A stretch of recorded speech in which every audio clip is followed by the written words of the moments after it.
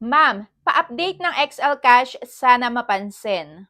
So for today's video nga, re-reviewhan natin itong XL Cash lending application na yes, legit na SEC registered, pero guys, hindi ibig sabihin na lahat ng SEC registered ay wala kayong matatanggap na kahit na anong pananakot, pangaharas, mga threats, ipopost online, kukontakan yung mga contact references. Meron at meron kayong still ma-experience na ganyan. So dito sa may XL Cash, kung hindi nyo pa to na-a-applyan guys, wag na wag muna kayong mag-i-install or mag-a-apply. Dahil sa video nga na to, sasabihin ko nga kung ano ba yung loan details na to, ano yung mga sasagutan pagka nag-a-apply tayo, gaano katagal bayaran, magkano yung matatanggap, at syempre, kung ano din yung mga na-experience ng mga nakapag-try na din and personally na din ako. Dahil tinry ko nga ding applyan itong XL Cash at guys, legit na hindi siya 7 days lang. At up to 60,000 pesos ang pwedeng ipaloan sa atin. Pwede itong ma-download sa Play Store and sa App Store.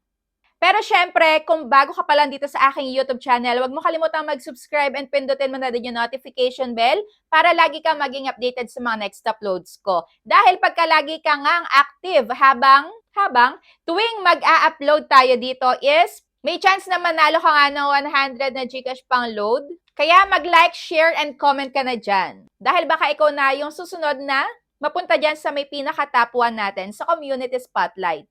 So, mabalik tayo sa XL Cash. So, dito nga, 61 to 180 days. Ayan, may 0.05% per day na interest at ayan, mag-a-apply na nga tayo. So, kung kayo na-experience nyo na mag-apply dito, comment down below kung ano yung mga na-experience nyo.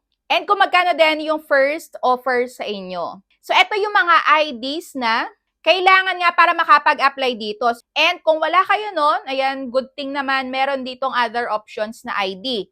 So, dito mayroong identity verification and magsasagot na nga tayo ng personal information natin dito.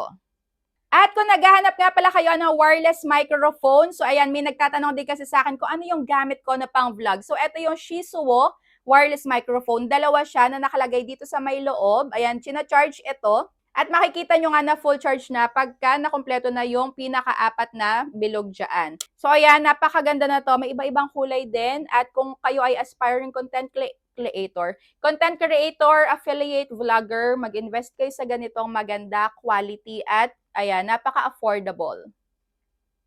As usual lang, gender, name, marital status, loan, email, educational attainment, kung saan ka nakatira. Kung may credit card ka ba, kung wala, zero lang naman ang piliin. Pero dito nga is may mga optional. Nangihingin ng Viber, ng backup phone number at Facebook account. Kaya ayan, choice nyo yan kung ipoprovide nyo din itong may mga optional. So, pagka may mga optional kayong nakita, pwede yan kahit na baktawan nyo na, kahit na i-skip nyo yan, kahit huwag nyo lagyan ng mga information na to. Pero, lagi nga, pag may mga optional na ganito is mas mataas ang chance na maaprobahan tayo. Pero yung mga yan nga is kagaya ng Viber, ng Facebook account, ako hindi na ako naglalagay dito kasi personal na yon. And baka isa nga din to sa may gawin nila na pag-contact din once na tayo is hindi sumasagot sa tawag nila, malay natin, contact tayo sa Viber or Facebook, di ba? Kaya ako hindi ko naman inilalagay to. Ayan, choice nyo yan. Pero dito nga, sa may occupation, pwede daw ang student, pwede ang unemployed. Pwede rin ang self-employed. At sa may emergency contacts naman, dalawa din ang hinihingi dito. At last step, o diba? Sa may disbursement channel naman, pwedeng e-wallet dito at bank. So yan, lalagay yung full name natin, middle, last name, e-wallet, at yung number, uulitin natin. Pero pwede rin naman ang Coins, GCash, GrabPay, Lazada, PH, PayMaya, StarPay.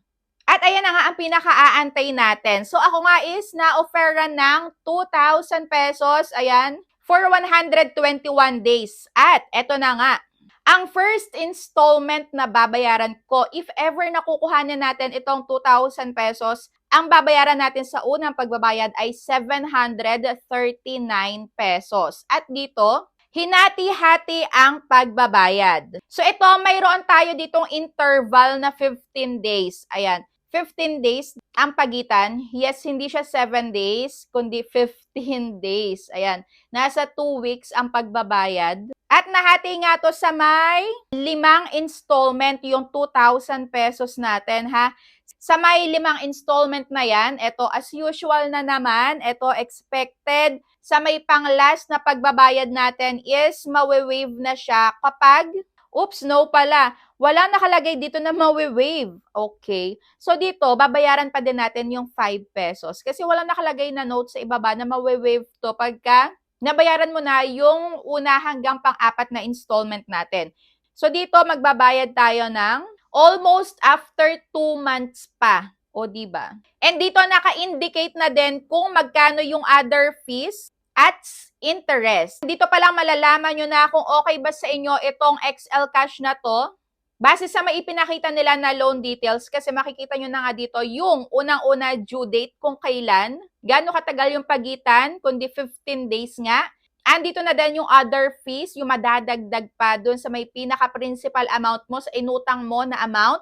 At andito na din yung interest, nakalagay dyan lahat-lahat. Which is good para hindi nga kayo mawindang saan, bakit may ganitong nadagdag, o diba? Bakit may mga hidden charges na ganito? So dito nga is, ang loan interest rate under this contract is 11.90% per month. Kaya ayan guys, okay ba sa inyo yung ganitong loan details nila? Ayan, comment down below. And nakalagay na din pala dito sa may loan details nila dahil ito ugaliin nyo guys sa magbasa kayo ng loan details. Ayan, tinitingnan ko lagi yung loan details dahil dapat dito nakalagay lahat-lahat ng mga details natin sa may pag-a-apply ng loan. And nakalagay naman dito yung loan amount, 2,000, loan terms 5, nahati sa 5 pagbabayad at may postpaid daily fee rate na 0.40%, service amount wala. Pero ayun na nga, every 15 days ang interval. At kapag kinumpute natin itong 739 na to, sa unang pagbabayad 739, pangalawa, pangatlo, the same 739, sa pang-apat 738 na lang. O diba? So kung kukumpute natin to, 739 times 3, eto na agad ang lumalabas. Ayan, 2,217. So, i-add pa natin yung isang 738. So, lumalabas na 2,955 na. May babayaran pa tayo na 5 pesos. So, i-add natin ang 5 pesos. So, ayan na nga yung total lahat-lahat ng babayaran natin. 2,960. O diba, gaano katagal natin to babayaran? So, aabutin din ng almost 4 months. Yun nga lang, yung pang-last natin na pagbabayad is nasa almost 2 months din yung pagitan. Kaya ayun, medyo tumagal.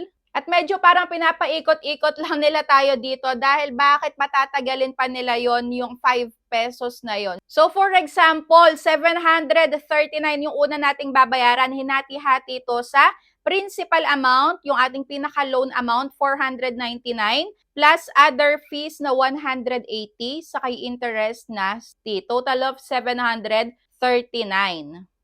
So, yan na nga yung loan details at nung in-accept ko na nga to, syempre, kahit na ganyan yung loan details niyan, i-accept natin. At ayan na nga po. So, nag-antay tayo dito ng mga ilang minuto. Ayan, hindi lang siya 5 minutes, hindi lang siya 10 minutes, kundi almost half an hour ako nag-antay dito. At ayan na nga ang lumabas sa akin. So, ako dito is hindi na-aprobahan. At wala dito nakalagay kung bakit tayo hindi na-aprobahan. At wala din dito nakalagay kung kailan tayo ulit mag-a-apply. So, walang nakalagay dito kung kailan ulit mag-a-apply. Nakakaloka, di ba? So, dito naman, syempre, hindi nagtatapos dito yung ating pagre-review. Ito nga yung mga experiences ng mga nakapag-try na at ito is base sa may mga nag-comment sa aking mga ina-upload dito sa my YouTube. So, syempre, unahin na natin to. Ayan, may overdue din po ako kay XL Cash. Grabe silang makaharas, nakaka-depress din. Never again to XL Cash. Sana ma-raid na yan. O diba, meron at meron pa din talagang pananakot kahit na SEC registered. At eto pa, XL Cash Lending nang haharas din po sila kung ano-ano yung mga tinetext. Ipapakulong daw at kakasuhan at iba pa. O diba?